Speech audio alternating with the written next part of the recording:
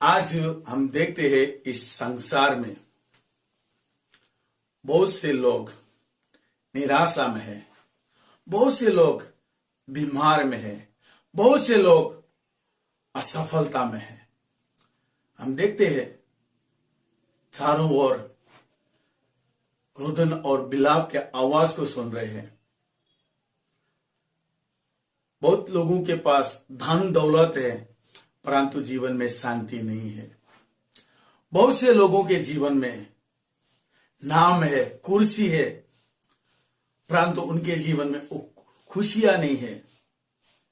जो उन लोग सफलता नहीं पा रहे हैं। मेरे प्रियो, आज हमारे जीवन से जो खुशी चला गया है, वो खुशी इस संसार में हम जितने भी मेहनत करेंगे, लेकिन वो सारे मेहनत व्यर्थ होगा।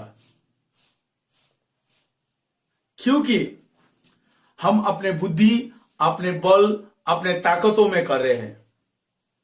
जब नीति वचन हम पवित्र शास्त्र बाइबल में पढ़ते हैं, वहां पर ऐसा लिखा है कि अपने समझ शक्ति का सहारा ना लेना। मेरे प्रियो, आज उस समझ शक्ति का सहारा नहीं लेना, अपने बल में न चलना, अपने ताकत में नहीं, अपने बुद्धियों में नहीं।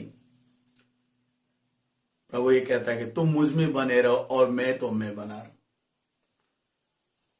आज हम देखते हैं यहां पर जब लूका के सुसमाचार 2 अध्याय में पढ़ते हैं, वहां पर कि एक आनंद के सुसमाचार जो 2 अध्याय का 10 कलम और 11वें कलम में पढ़ते हैं, तो वहां पे एक आनंद का सुसमाचार प्रभु के दूत वहां पर आके लोगों को सुना रहे हैं और कहता है कि एक नहीं, सारे जगत के लोगों के लिए, अपने सारे लोगों के उद्धार के लिए, जो एक उद्धार के लिए आज एक दाऊद नगर में एक मसीहा जन्म हुआ है, जो उद्धार करता जन्मा है, वही प्रभु मसीह है। जब तक हम प्रभु यीशु के संग बने नहीं रहते हैं, हम कभी अपने जीवन में, जीवन काल में, अपने मर्जी में, अपने ताकत में हम कुछ नहीं कर पाएंगे। मेरे प्रियो, यीशु मसीह जो है वो एक फैद है, एक थड़ है, और हम डालिया है। जब तक डालिया थड़ में जोड़ा ही नहीं जाता, तो कभी भी डालिया अपने मर्जी से फल को नहीं लाता। इस जगत में आने के कारण यही है कि हमारा उद्धार करने के लिए हुआ है। क्योंकि उद्धार मतलब यह है कि मनुष्य का पापों से मुक्ति, मनुष्य के पापों से छुटकारा। मनुष्य का पापों के लिए लहू की बहाने की जरूरत था। जैसे कि लहू की बहाने की जरूरत था, वो लहू, मनुष्य के लहू से ही मनुष्य का पापों को धोया जाता था। जब हम पढ़ते हैं बाइबल में, तो ऐसा कहा गया कि पवित्र शास्त्र में ऐसा बताया गया है कि भेड़ और बकरी के लहू मनुष्य का पाप को धोने में उस सामर्थ्य नहीं था। मनुष्य का मेहनत जो है वो सारे पापों को धोने के लिए असफलता थी। एक ही बार यीशु मसीह जो है हमारे पाप के लिए वो बलिदान पर, कलवरी क्रूस पर अपने जीवन को दे दिया। मेरे प्रियो, आज यीशु मसीह ने ही हमें मूल्य चुकाकर, अपने लहू को बहाकर कीमत को चुकाया, इसलिए इस शरीर के द्वारा परमेश्वर को महिमा हो। हम देखते हैं जब वचन में पढ़ते हैं, बाइबल में ऐसा कहा गया कि वो एक पुत्र को जनेगी। जब मत्ती के सुसमाचार देखते हैं, वहां पर पहला अध्याय में ऐसा कहा गया कि पुत्र को जनेगी, उसका नाम यीशु पाड़ना, वो सारे अपने लोगों को पाप से उद्धार करेगा। जब हमारे जीवन में पाप कार्य करने लगता है, तो हमें कोई डर नहीं रहता है। जब जीवन के अंदर पाप काम करती है, तब गुस्सा, नफरत, पक्षपात, भेदभाव, ईर्ष्या, क्रोध, व्यभिचार, अनेक बातों से क्या हम घिर जाते हैं, और हम वहां से उस बातों में, उस समस्या में फंसकर हम अपने वो पाप हमारे जीवन में कार्य करके वो हमें चला रहा है। तो ही पापों से हमें उद्धार करने के लिए यीशु मसीह आया है।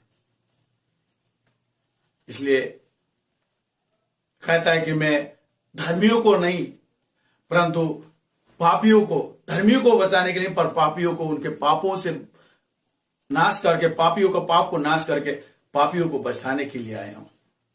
जो ऑलरेडी घर के अंदर है, वो घर के अंदर उसको नहीं, जो खो चुके उनको ढूंढने के लिए आया है। मेरे प्रियो, आज हमें हमारे जीवन के अंदर मसीह की जरूरत है, क्योंकि जहां मसीह है वहां पर शांति है। जब हम पवित्र शास्त्र बाइबल में पढ़ते हैं, ऐसा कहा गया कि देखिए 14 अध्याय में जब हम 27वें कलम में पढ़ते, ऐसा कहता है कि 27वें कलम, मैं तुम्हें शांति दिया जाता हूं, अपनी शांति तुम्हें देता हूं, जैसे कि संसार देता है मैं तुम्हें नहीं देता। तुम्हारा मन व्याकुल न हो और ना डरे। मेरे प्रियो, संसार देता है वो शांति नहीं। संसार का शांति जो है वो एक क्षणिक होता है, वो सदाकाल नहीं रहता है। आज शांति मिले तो फिर कल अशांति हो जाएगा, लेकिन परमेश्वर जो देता है उस शांति सदाकाल रहेगी। उस परमेश्वर देता है उस शांति हम ना तो पैसा से खरीद कर सकते, ना तो अपने जाति से खरीद सकते, ना अपने जो अधिकार उससे, पर वो शांति को हमें खरीदना है। अगर उस शांति हमारे जीवन को प्राप्त करना है तो सबसे पहले हमें अपने आप को प्रभु के सन्मुख झुकाना है। प्रभु यीशु जो है वो प्रभु है, वो परमेश्वर का पुत्र है, वो प्रभु है। उसको हमें क्या करना है? ग्रहण करना है, अंगीकार करना है। वचन एक कहता है कि जो कोई उस पर विश्वास करता है वो नाश नहीं हुआ, जो कोई उसे अंगीकार करता है उससे उसका संतान बनने का अधिकार दिया जाता है। तो आज हमें इस दुनिया की शांति, जो क्षणिक उस शांति नहीं, स्वर्ग के अनंत काल की शांति को हमें प्रभु देना चाहता है। वो शांति प्राप्त करने के लिए हमें उसे अंगीकार करना है। हालेलुया। जो कोई उस पर विश्वास करता है, वो जो कोई उसको अपने जीवन में उद्धारकर्ता के रूप में स्वागत करता है, उसे वो शांति मिलेगी। जहां प्रभु है वहां आनंद है, जहां प्रभु है वहां स्वतंत्रता है, जहां प्रभु है वहां खुशियां है, जहां प्रभु है वहां सफलता है। जहां उजाला होता है वहां आनंद करते हैं। वैसे ही परमेश्वर हमारे जीवन में होना जरूरी है, क्योंकि जगत का ज्योति यीशु मसीह ने है। और वही यीशु मसीह ने कहा कि जगत का ज्योति मैं हूं, जो मेरे पीछे हो लेता है वो अंधकार में नहीं चल पाएगा, अंधकार उसे ना छुएगा। मेरे प्रियो, आज आप और मेरे जीवन में यीशु की जरूरत है, क्योंकि उसके बिना हम ना तो अपने पैर को हिला सकते, ना अपने हाथों को हिला सकते, ना हम उड़ सकते हैं। क्योंकि उसके ही नाम से हम अपने जीवन से श्वासोश्वास ले पा रहे। हम जब भी नाक से श्वासोश्वास लेते वो भी उस यीशु का नाम को कहता है। Hallelujah, hallelujah. और हमें उस शांति को पाना है तो पहली बात यह है कि हमें क्या करना, उसको अपने जीवन में अंगीकार करना है, ग्रहण करना है, उस पर विश्वास करना है। दूसरी बात, हमें लवलित रहकर प्रार्थना करना है। हालेलुया।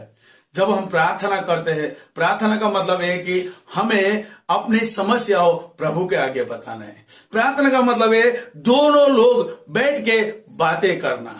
हालेलुया। यीशु मसीह ने अपने शिष्यों को बताया कि तुम प्रार्थना करते रहो। आज आपको और मुझको भी प्रार्थना करना है। जब हम प्रार्थना करते, हमारा शरीर का शुद्धता को प्रभु नहीं देखता है, परमेश्वर मन की शुद्धता को देखता है, अंदर की शुद्धता को। जब हम पहला सामुएल में पढ़ते, पवित्र शास्त्र बाइबल में ऐसा कहा कि मनुष्य तो हाइट फाइट रूप और रंग को देखता है, परंतु मैं यहोवा जो हूं मनुष्य के हृदय को देखता हूं। हमारा हृदय निष्कपट निष्पाप होना है, दूसरे के विषय में चिंता करने वाला होना है, दूसरे के भलाई के विषय में चिंता करने वाला। मेरे प्रियो, जब हम पढ़ते हैं, प्रभु का वचन एक कहता है कि जिस नगर में तुम हो उस नगर की भलाई के लिए तुम प्रार्थना करो। रात को उठकर आंसू को पानी के जैसे गिराकर, अपने हाथों को उठाकर स्वर्ग की ओर उठाकर, जो मोहल्ले में मूर्छित है, जो बीमार में पीड़ित है, जो भूखे नंगे, उनके भलाई के लिए तुम प्रार्थना किया करो। हमें प्रार्थना करना है दूसरे लोगों के लिए, कि ना कि अपने खुद के लिए। जब हम अपने लिए प्रार्थना करने छोड़ के दूसरे के लिए प्रार्थना करते हैं, वहां पर परमेश्वर हमें स्वर्ग की शांति को देता है। उस स्वर्ग की शांति इस बाजार में नहीं मिलेगी, गांव में नहीं मिलेगी, सिटी में दुकानों में नहीं मिलेगी, स्वर्ग से ही वो मिलेगी जो प्रभु यीशु हमें देता है। हालेलुया। तीसरी बात जो है, ऐसा कहा है कि हमें परमेश्वर का इच्छा है उसके अनुसार चलना है। हालेलुया। ऐसा कहता है कि जो कोई प्रभु प्रभु कहता है वो कभी भी उस स्वर्ग राज्य में प्रवेश नहीं कर पाएगा, लेकिन जो उसकी इच्छा के अनुसार चलता है वही प्रवेश कर पाएगा। मेरे प्रियो, आज हम परमेश्वर के स्वरूप में बने हैं, लेकिन हम प्रभु की इच्छा के अनुसार नहीं चलते, हम प्रभु की इच्छा के अनुसार नहीं करते, और खुद अपने मर्जी से चलते। मेरा जीवन मैं जीता हूं, सुनता हूं सब की, करता हूं मन की, पर ये सारे काम, ये सारे चीज करने से हमें कभी भी उस स्वर्ग राज्य को जो शांति हमें नहीं मिलेगी। हमें स्वर्ग का राज्य का उस शांति जो परमेश्वर हमें देना चाहता है, उस सदाकाल हमारे जीवन में देना चाहता है, उसको प्राप्त करना है तो हमें उसके इच्छा के अनुसार हमें करना है, उसके योजना को हमें जानना है। जब यीशु मसीह ने अपने शिष्यों को सिखाया गया, एक प्रार्थना सिखाया कि तेरा राज्य आए, तेरा नाम पवित्र मनाया जाए, जैसे तुम्हारी इच्छा स्वर्ग में वही पृथ्वी में मेरे द्वारा पूर्ण हो। अब जब हम प्रभु की इच्छा को ढूंढते हैं, प्रभु की योजना को हम जानते हैं, तब जाके परमेश्वर कहता है ये तो मेरा मन प्रसन्न व्यक्ति है, इस पर इसे मैंने प्यार किया है। आज हमें हमारे जीवन के अंदर अपनी इच्छा नहीं पर प्रभु की इच्छा के पूरा करना है। अब्राहम ने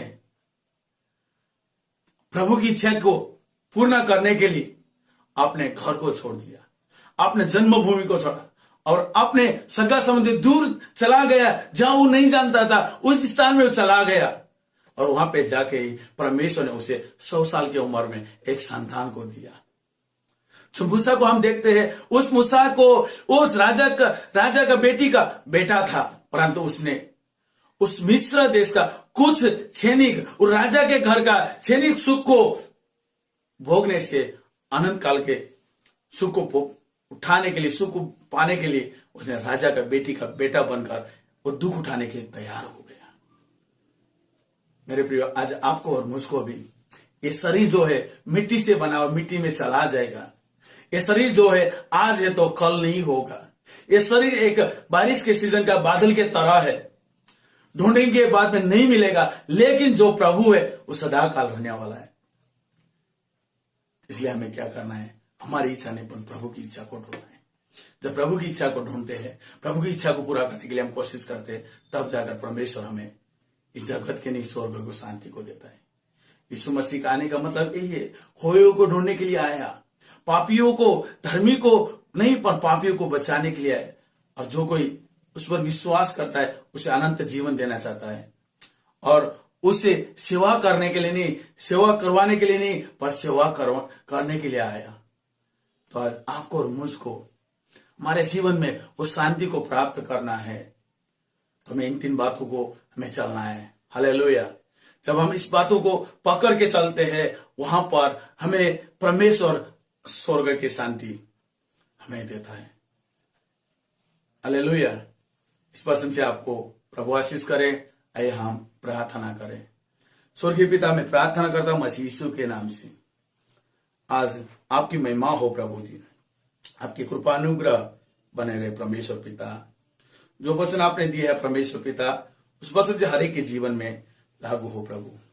आशीष कर परमेश्वर पिता उन भाई बहन को जो आज परमेश्वर पिता जिनका जन्मदिन है परमेश्वर पिता, जिनका शादी का दिन है प्रभु, उनके जीवन के ऊपर आज आपके हाथों को आप रखिए प्रभु, और उनके कामों में, धंधाओं में आप आशीर्वादित कीजिए। और परमेश्वर पिता जहां कहीं भी जाते आपके सुरक्षा उनके साथ बने रहे पिता, जिससे आपको महिमा मिले। धन्यवाद देते, सारा आदर मान महिमा हम आपको देते हैं। प्रार्थना मांगते हैं यीशु के नाम से, आमीन आमीन। Hallelujah, hallelujah. सबको जय मसीह की।